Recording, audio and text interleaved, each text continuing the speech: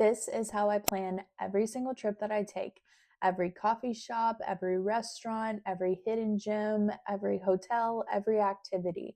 It is all in my Google Maps and it is all accessible offline whenever I'm in whatever city and whatever country. I used to be a travel blogger and I also used to work at Skyscanner, which, if you don't know, is a meta search engine for flights, hotels, car rental. And over the years, I have built a system for myself that works really well inside of Google Maps for all of my trips. It feels effortless, it feels easy. I am going to show you today how to do it exactly.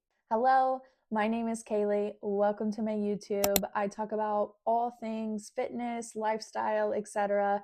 And I'm kind of teetering into the travel atmosphere because that is my heart and soul, and it is what I used to do as a travel blogger. And I feel like I have a lot of things that could help someone when they're planning their trip, or whether they're going to a specific country or city, whatever it is. And this is my first video on travel, and I want to show you this hack.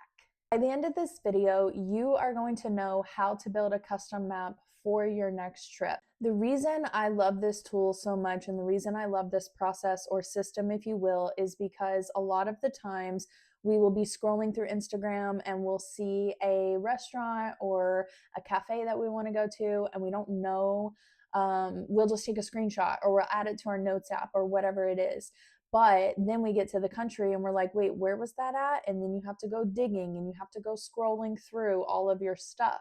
Maybe 20 million screenshots of these places and all of these TikTok videos saved potentially, but no organization to them. And so this essentially is my way of organizing not only my brain, but also the different things that I find across all of the social media platforms when it comes to planning a trip. So instead of all of these random screenshots and random notes and all these different areas, this keeps it organized and contained in one singular space. Okay, so let's go into Google Maps and I'm going to show you how to do this exactly, flow by flow, step by step. Here is Google Maps, right? I have been doing some research for a Europe trip that my boyfriend and I are planning to take later this year. We want to go to Oktoberfest in Germany, but I'm not going to use that as my example today. What I'm going to do is I'm going to show you what these maps look like, where they live within Google Maps. And then you're also going to be able to, once you create your own map, or if you have a list or whatever, you can save it offline. So when you go to these places, you can still get directions, you can still access your maps and everything like that if you download them offline. It is very, very helpful. So let me show you what it looks like, and then we're going to build a map together of a specific place that I have chosen, and you'll see the sort of process, if you will. And I will do timestamps so that you can sort of like scan ahead if you want to skip through some of the stuff that you don't maybe need. So open up Google Maps, right? This is kind of the standard. This is what it looks like. But if you go over to saved, you'll be able to see all of your list. And then if you have anything labeled, and then if you have maps. So I am notorious for having a lot of lists. If I find something on Instagram, if I find it on TikTok, or if my boyfriend hears about it from somebody at work, I feel like Google Maps is one of my number one apps used. Actually, I should check that and I will tell you if it is, because I'm pretty sure that it is. I use it all the time, and I go in and I have all these different lists for all these different places of these things that I like want to do, things that have popped up, people recommended it, whatever it is. So anyways, I have these lists. But then in the past, when I was doing travel blogging and I was like writing blog posts about these different places, I would create these maps. And then I found the maps to be extremely, extremely helpful for myself when I was going on trips.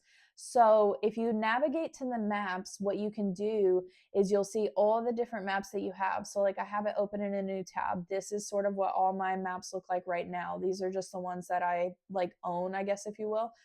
Um, and then you can create your own map. So I'm going to show you an example though of something that I did. So a blog post that I did a while back is visiting London as a first timer. and I kind of gave like a 3-day breakdown because London has so much to it and it can be really overwhelming for new people.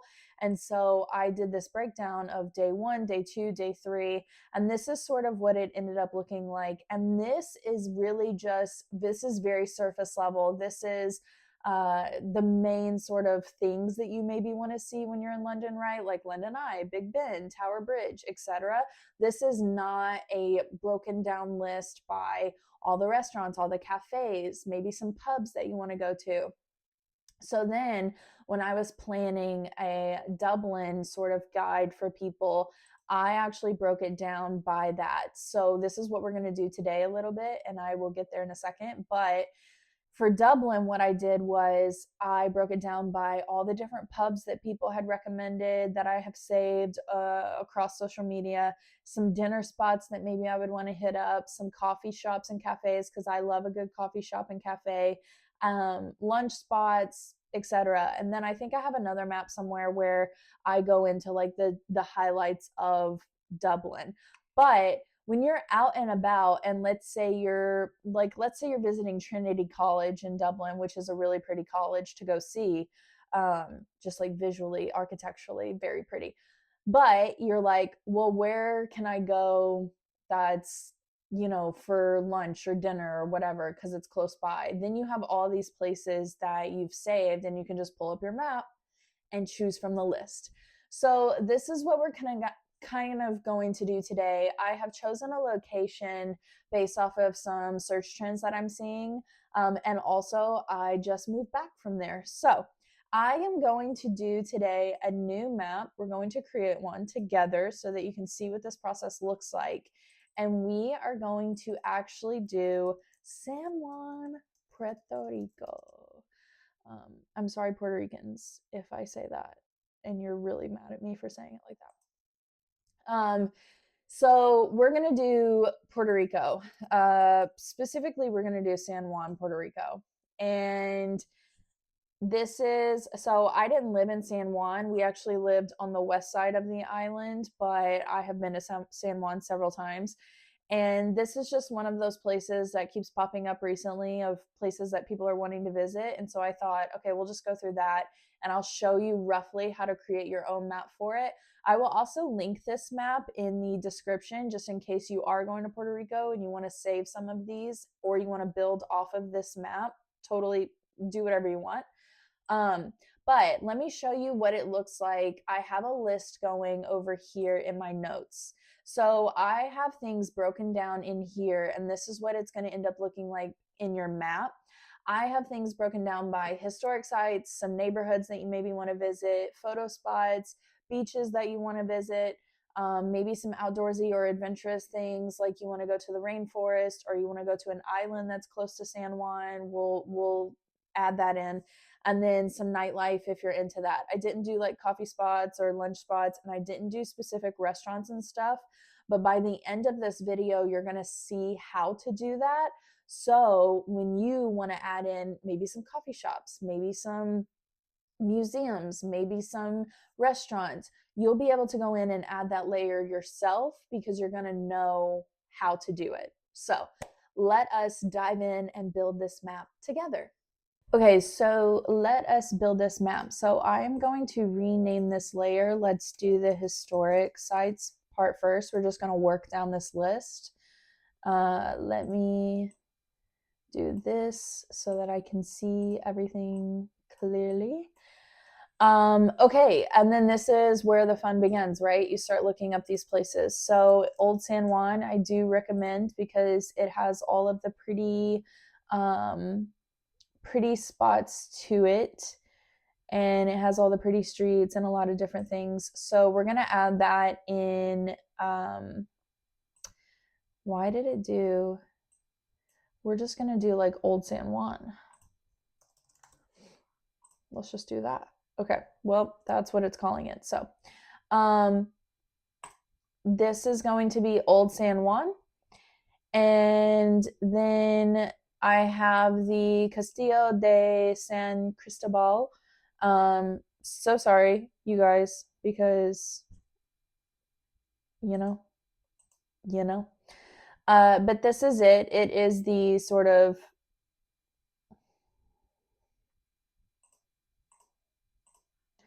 it is one of the castles, popular spot. And then if you want to view it, you can also like open up Google Maps and see what it looks like. So looks like this.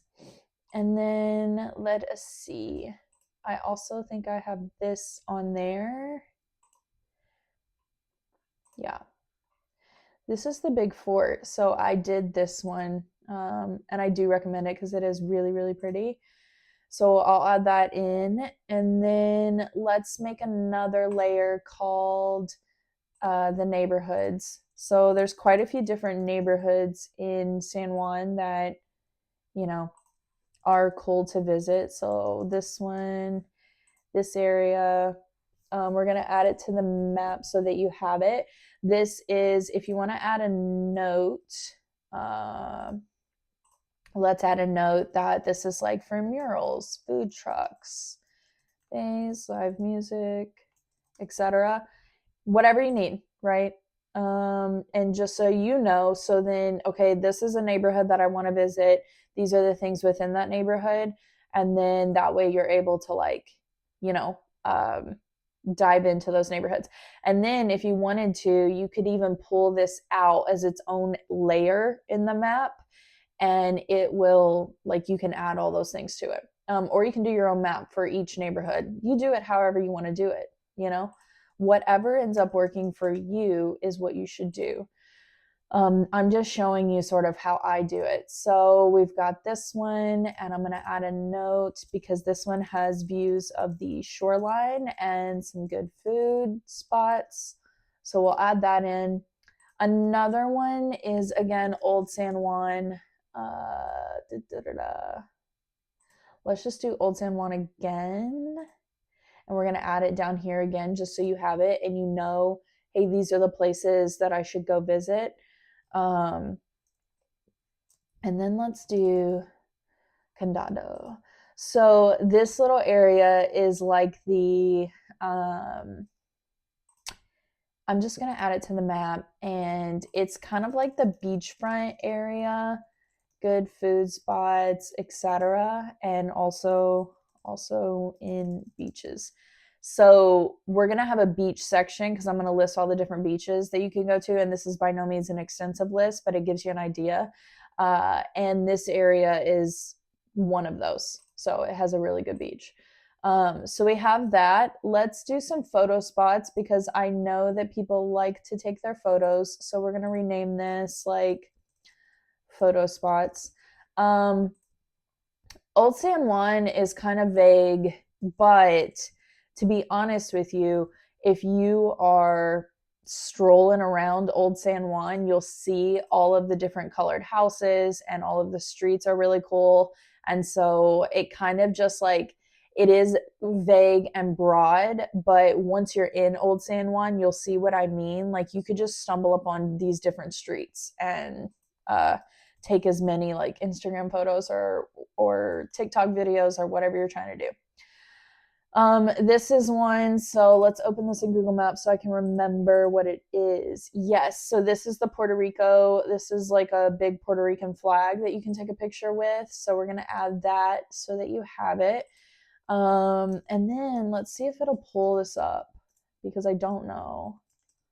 Yes. Okay. So then there's another one that's like a very specific door that people take a picture of, or with, if you will. So let's add that to the map so you have it. So two different Puerto Rican flag viewpoints, both really cool to see. And then again, just the old San Juan streets. Let's do Fortaleza Street. Let's see, because this is no, girl. This is, there is sometimes a house or a street here that has like umbrellas and stuff like that, and it's just a really cool street. So we'll keep that for you. And then zoom back out. Let's do our other layer, which is beaches. And then we're going to do playa. A lot of them are called this, just so you know if you don't know. And then we're going to add this beach because it is pretty. And then Condado again. I'm going to add it here, but I'm going to add the beach one to this so you have it.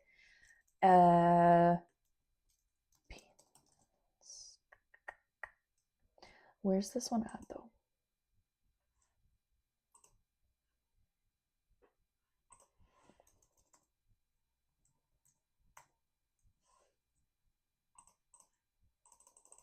Okay, so it's in, just wanted to make sure. So we have that one, and then Ocean Park. We're gonna add that, and this one as well. So now you have all of these, and now we're gonna go to outdoorsy things. So if you were in the San Juan area and you also really like exploring a little bit more and you want to get out of the city, I would say take a day trip. Let's do outdoorsy things.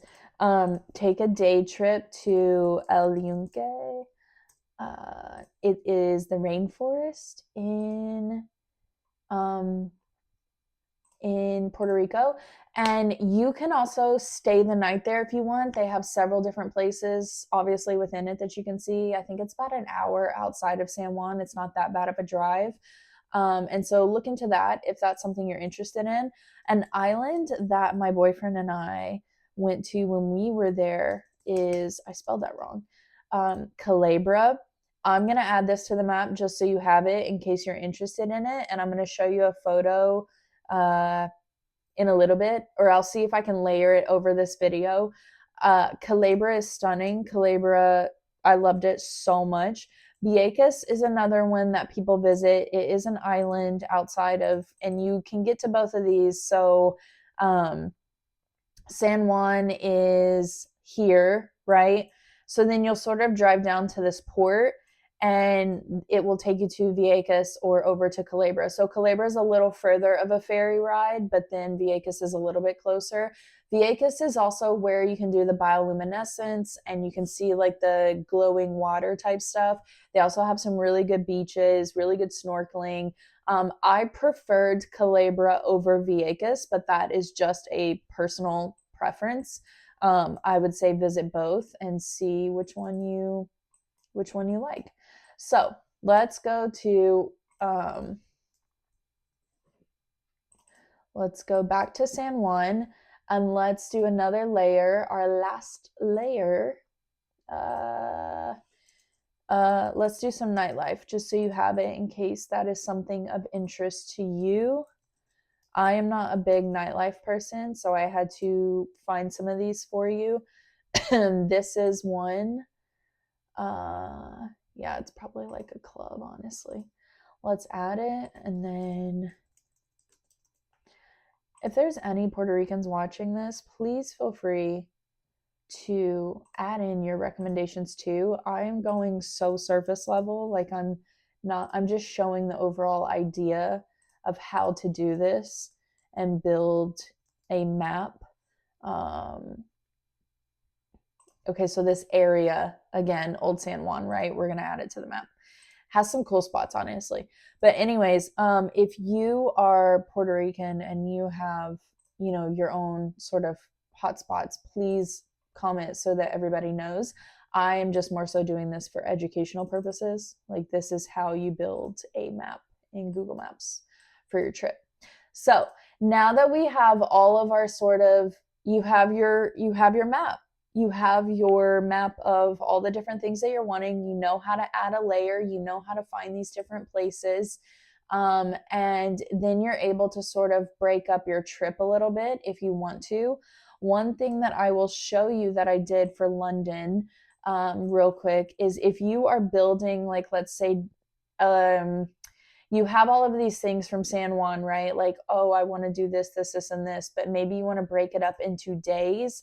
Then what you can do is you can create another map called like San Juan Day 1, whatever it is. And you can add in, like, let's say I wanted to add in a marker and I want to go to Camden Town, which I do highly recommend, and it is on my other day for London. We can add that in as a marker, and then you can draw a line. So the line just, like, in my opinion, visually helps you see these things. It visually brings the map to life. But you don't have to do a line. What you could also do is if you wanted to do like a driving, a biking, or a walking route, I would recommend, if you are within close proximity, like let's say we're talking New York and you're in a specific neighborhood and you want to know, okay, how far is this cafe from this shop? I would do a walking route just so you can see. But 9 times out of 10, if I'm in like London or somewhere like that, I am taking the tube, or I'm taking the subway if I'm in New York. And so I will just Google, like I'll bring this Google Maps up offline and I'll say, give me the, like, how do I get here to here from the subway, or how do I get here to here from the tube? Now San Juan's a little different, right? Like if you may want driving, right? So let's say we add a marker of Old San Juan, and I'm just doing this as an example, and we want to draw a line to, let's say, this beach, right? Oh, delete.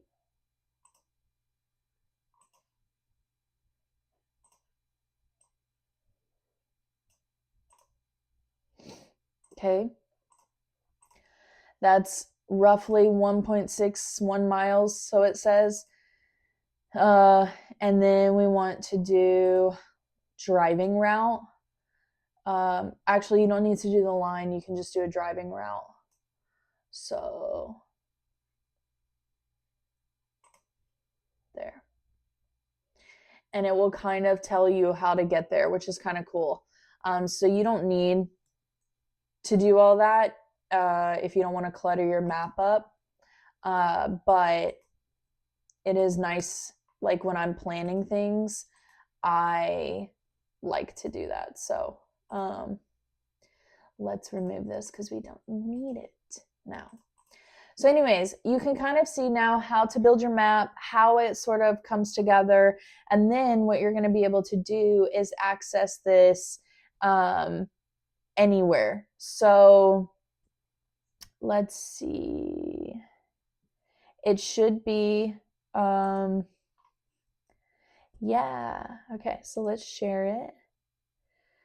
Well, it should be public. So I'm going to link it for you in the description. And then when you have your app, you should be able to say, I want this offline, because that's how that works. Okay, so if you go into the Google Maps app, you basically click on your icon at the top of the screen. It's in the right-hand corner. And then you're going to click on offline maps. That's where if you select a specific area, like if you do San Juan, for example, like the map we just built, it will download that perimeter for you offline so that you're able to still access, like, how do I get from point A to point B? What are all these places that I have saved? You'll be able to see that. However, as I said in the video previously, I have never had any issues with my Wi-Fi or any service while I've been traveling. So sometimes I have to use offline, but it is rare. So you should be able to access these maps anywhere that you go, unless you're just very remote and off the grid. That is sort of my strategy for how I plan out all of my trips. Honestly, it has helped me so much, just because I get overwhelmed going between all of the different social media platforms and trying to see, like, wait, where did I want to go, or what did I want to do? I literally will just put it in Google Maps. Immediately when I see something, I'll put it in Google Maps. And then I genuinely love spending time doing stuff like this. It's probably why I was a travel blogger for a little while. but I love making maps like this. And so it is very helpful on all the trips that I have done thus far in my life. And I hope that it has been helpful for you. And I hope that you are able to make your own map for any adventures that you're going on. And if you do, send me a screenshot so I can see what it looks like, because it is really exciting to hopefully be able to help someone plan their next trip. And if you want to see what my full sort of itinerary process looks like, how I search for flights on Skyscanner, how I utilize Skyscanner as a previous employee, I'm going to do that in my next video. And again, if you end up making your own map, let me know in the comments. And also just let me know in the comments where you're traveling to next, because I love travel and I would love to know. And if I can help at all or if I can give any recommendations, please just let me know. And thank you so much if you have watched this far. I appreciate it. And share this with anyone that you think could benefit from it. And I will see you all in the next video.